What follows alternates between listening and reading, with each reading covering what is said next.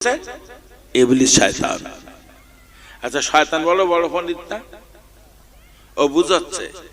আর ইমাম ফখরুদ্দিন রাজি উনিও কোরআন থেকে বুঝাচ্ছে না না না আল্লাহ এক। ইবলিস শয়তান ইমাম ফখরুদ্দিন রাজি কে একশো দলিল দেশে আমার আল্লাহ এক না। ইমাম ফখরুদ্দিন রাজি রাহমাতুল্লাহ আলাইহি হুজুর আমার একশো কোরআনের আয়াত দিয়ে দলিল দিলেন আমার আল্লাহ এক। ঠিক এমনি নামাজ রোজা করি, যদি বলি সাহাবীরা কামুক ছিল কিছু থাকবে বলে মনে হয়? কামের গল্প করতে এক জায়গায় বসে নাউজুবিল্লাহ। হ্যাঁ, এত বড় নোংরা কথা সাহাবীদের শানে। লিখেছে ওসমান গনি রাদিয়াল্লাহু তাআলা খলিফার যোগ্য ছিল না, এত কঠিন কথা লিখেছে। তাই জামাত ইসলামী থেকে দূরে থাকবেন, জামাত ইসলামীর ধারে পাশে যেন না যাওয়া হয়। বলতে বলতে বহু সময় হয়ে গেছে, 10টা বেজে গেল, এই 10টা বলতে 11টা বাজে যাচ্ছে।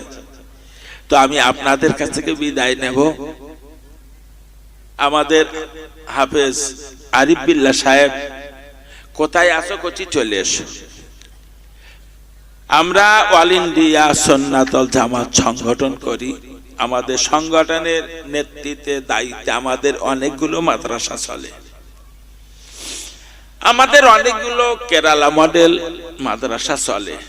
সব মাদ্রাসার জন্য দোয়া করেন, আল্লাহ ভালো জানে। আজ দুদিন কাগজপত্রে যা দেখছে মনে হয় আবার লকডাউন ডাকবে, যা কাগজের খবর। চূড়ান্ত ক্ষতি হলো শিক্ষার উপরে, ঠিক না ভাই? চূড়ান্ত ক্ষতি হলো। একটা বাচ্চার সঙ্গে স্কুলে যাওয়া আসা মাস্টারের সঙ্গে এই যে একটা রোজ আসা যাওয়া, এর যেটা পড়াশুনো, যতই বাড়ি মাস্টার দেখে পড়াই হয় না। তাই পড়াশোনার একটা চূড়ান্ত ক্ষতির জায়গায় দেশ জুড়ে, আমি আপনি না, দেশ জুড়ে। তবু এর ভেতর দিয়ে আমরা বেসরকারি মাদ্রাসাগুলো টুং টুং করে চালাচ্ছিলাম। কি হবে আল্লাহ ভালো জানে। দোয়া চান আল্লাহ আমাদের শিক্ষা প্রতিষ্ঠানগুলো বাঁচিয়ে রাখুন। জোরে বলেন আল্লাহুম্মা আমিন। আমি বড় দায়িত্বে পড়ে আছি ভবানীপুর মাদ্রাসার। আপনাদের বলে যাচ্ছি, মাদ্রাসার বাৎসরিক ইসালে সওয়াব মাঘ মাসের 20 আর 21 তারিখ এসে গেল বলে আপনাদের সব দাউদ দিচ্ছি, সবাই যাবেন। দাউদ কবুল করেছেন ভাই? যাবে। আর এখন তো যাওয়ার খুব সুযোগ সুবিধা হয়ে, এখান থেকে গাড়ি করবো একদম মাদ্রাসায় গিয়ে দাঁড়াবো, কোনো অসুবিধা নেই। সকলকে অনুরোধ করছি মাদ্রাসা যাওয়ার জন্য। সব জায়গায় বলি, তাই বলে যাচ্ছি, মাদ্রাসার জন্য দোয়া করবেন। মাদ্রাসার জন্য বাচ্চা পাঠাবেন, বাচ্চা সব জায়গায় বাচ্চা চাই। আমি বিভিন্ন জেলায় জলসায় যাই, বিভিন্ন জেলায় যেয়ে মাদ্রাসার জন্য বাচ্চা চাই। তাই আমার মাদ্রাসায় বিভিন্ন জেলার বাচ্চা আছে। আমি আসামেও জলসা করতে গেছি, আসামে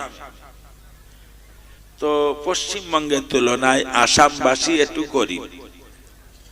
তাই ওদের বলে এইছি আপনারা 2টো ছেলে দেবেন, পয়সা লাগবে না। আমার মাদ্রাসায় আসামেরও বাচ্চা পড়ে, বিভিন্ন প্রান্তের বাচ্চা পড়ে।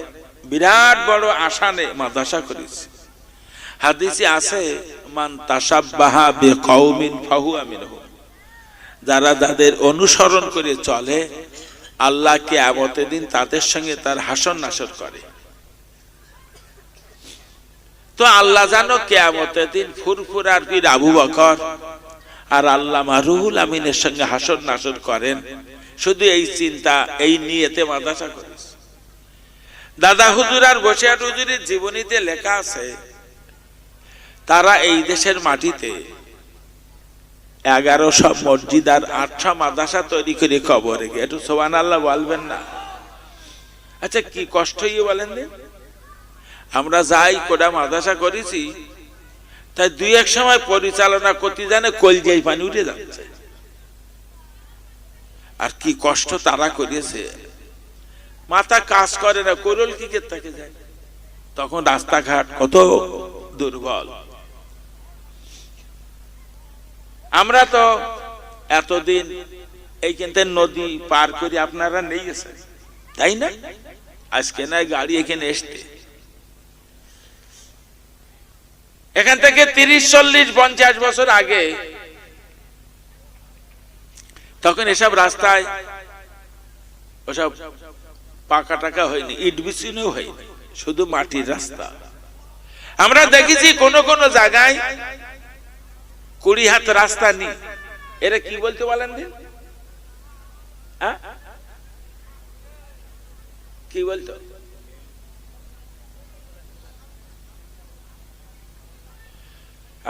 আমার কাছে ছিড়ে বলতো, ছিড়ে রাস্তা জাতি জাতি 20 হাত রাস্তা নেই, হাঁটু সমান কাদা পানি, কাঁচামার তাড়াতাড়ি কাঁচামার কাঁচা মেরি সাইকেল ঘাড়ে করে নে ও সবগুলো পার হয়ে তাই আবার সাইকেল চালাতো। আপনি বলেন আমরা যদি এরকম খারাপ রাস্তা দেখে থাকি, এখান থেকে 100 বছর আগে দাদা হুজুর বসিয়ার হুজুর এর চেয়ে খারাপ রাস্তা দেখেছিল না, নাকি বলছেন? এখন তো নদীতে ভটভটি চলে, দাদা হুজুর বসিয়ার হুজুর তো জীবনে ভটভটি দেখেনি। 2-3টে লোক হাল টেনে টেনে সব নৌকা চালাইতো, গভীর ভাবে এসব গুলো ভাবতে হয়। নৌকা চালিয়ে মার্টিন কোম্পানির ট্রেন চড়িয়ে গরুর গাড়ি চেপে চেপে পায়ে হেঁটে 8টা মাদ্রাসা করে করিসটা কি? আর আমরা না হেঁটে হেঁটে সব সুগারের বাইরে মিশে গেছে। সুগার মানে কি বলেন দিন? সুগার মানে মিষ্টি না, সুগারের আরেকটা নাম হলো কুড়ে। কুড়ে সুগার মানে কুড়ে। যারা রোজ মাটি খোপায়, রোজ 2 মাইল রাস্তা হাঁটে, ওকে ধারে যায় না, ওরা সুগার ওর পাশে যায় না। আমার মতন কুড়ে লোকে তার মানে হাঁটি না তো, এখানটা একটু নপাড়ায় যাবো, তাও মোটর সাইকেলে, ছেলেকে বলতে একটু সাইকেলে নপাড়ায় যাবো, যেতে পারবো না, মোটর সাইকেল দিতে হবে। দাদা হুজুর বসিয়ার হুজুর জীবনে তো মোটর সাইকেল দেখেনি, 4 চাকা মারুতি গাড়ি দেখেনি। কি কষ্ট করি আপনারা মাদ্রাসা করি, তাই বিরাট বড় নিয়ত নিয়ে দৌড়ুচ্ছি। আল্লাহ জানো কিয়ামতের দিন দাদা হুজুর আর বসিয়ার হুজুরের সঙ্গে কিয়ামতের মাঠে এক লাইনে যাতে আমরা একসঙ্গে হাসরে উঠতে পারি, এই নিয়তে মাদ্রাসা করিস। 2 নম্বর নিয়ত, সমাজে কিছু উপযুক্ত ছেলে তৈরি করে কবরে যেতে চাই।